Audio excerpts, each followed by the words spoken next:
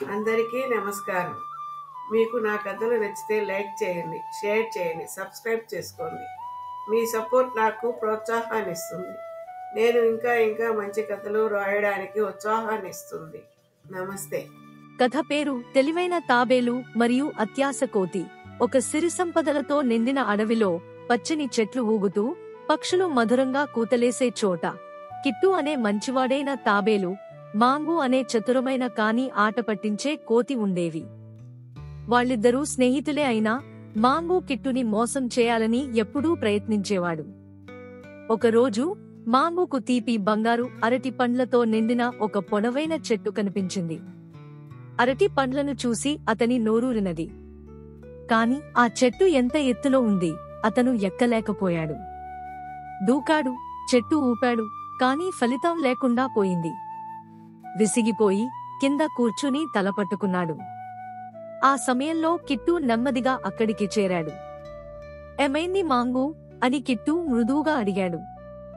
మాంగు తడిమికుని హాస్యంగా అన్నాడు, కిట్టు, నీకు బలమైన కాళ్ళు ఉన్నాయి.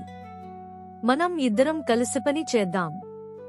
నువ్వు నేల త్రవ్వి చెట్టు వేర్లు ఊపేస్తే నేను పైకి ఎక్కి అరటిపండ్లు తెచ్చి పంచుకుందాం.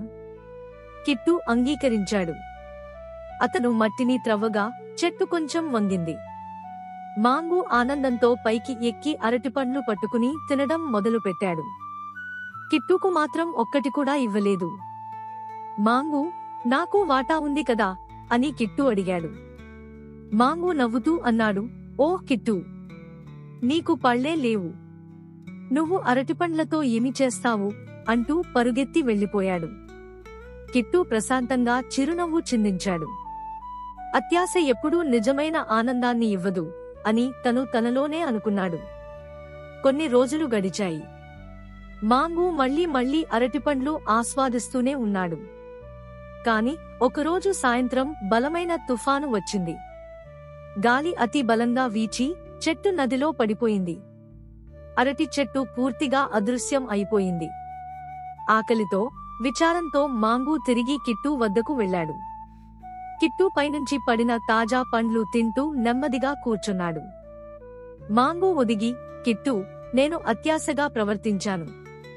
ఇప్పుడు నా దగ్గర ఏమీ లేదు. నన్ను క్షమిస్తావా అని అడిగాడు. కిట్టు చిరునవ్వు నవ్వి కొంత పండు ఇచ్చాడు. స్నేహం అంటే పంచుకోవడం మాంగు. అది అరటిపండ్ల గురించి కాదు, మంచి మనసు గురించి. ఆ రోజు నుండి మాంగు తన తప్పును అర్థం చేసుకున్నాడు. ఇక మీదట ఇద్దరూ కలిసి పంచుకుంటూ ఆనందంగా జీవించారు. అడవి మళ్లీ కిలకిలమని నవ్వులతో నిండిపోయింది. నీతి: అత్యాశ తాత్కాలిక ఆనందాన్ని ఇస్తుంది, కానీ పంచుకోవడం నిజమైన సంతోషాన్ని అందిస్తుంది.